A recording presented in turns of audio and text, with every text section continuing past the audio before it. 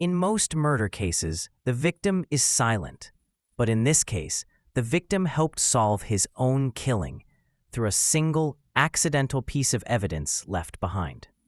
It's a story so strange that even seasoned investigators called it one of the most unsettling cases they'd ever seen. Let's go back to Sweden, in the quiet coastal town of Kalmar, on March 7, 2013. A man named Kevin Hjalmarsson was found brutally murdered in his apartment. His neighbors had complained about a strange smell, and when police entered, they were met with a horrific scene. Kevin's body had been left for days. He was lying face down, with multiple stab wounds, and the apartment looked like it had been ransacked. But oddly, nothing appeared to be stolen.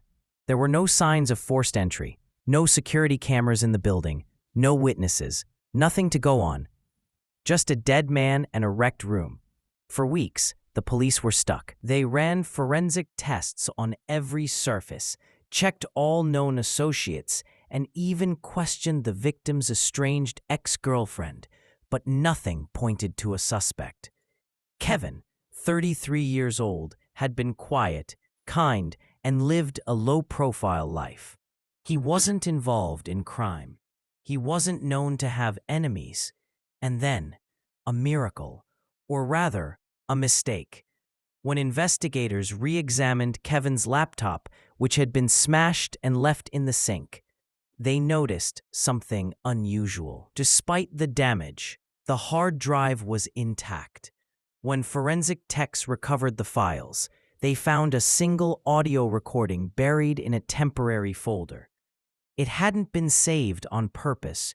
It had been auto-captured by a voice recording program Kevin used for note-taking. The recording was from the night of the murder. At first, it was just ambient noise, shuffling, some music in the background. Then, two voices, Kevin's, clearly, and another, unknown male. The conversation started off friendly. Then it escalated. Suddenly, Kevin is heard saying, "You need to leave, man. I don't feel safe." And then, a struggle, a crash, and a scream.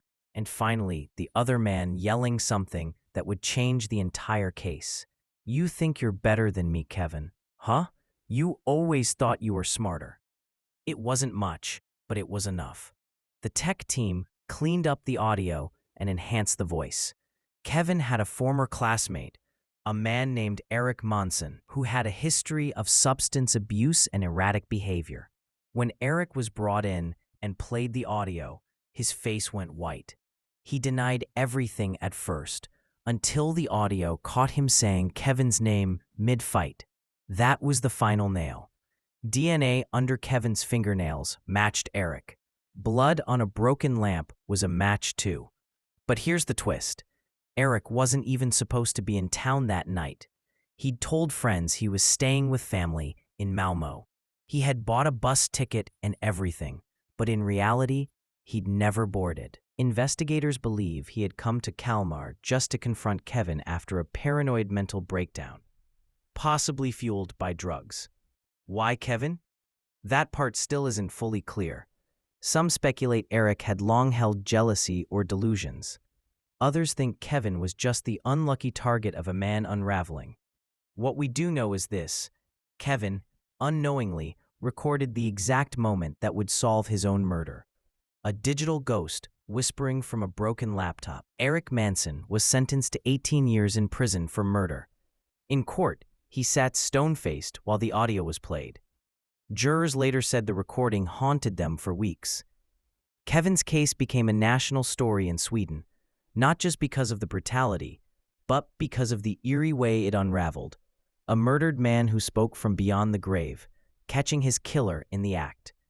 It's one of those stories that stays with you, not because of what disappeared, but because of what was found.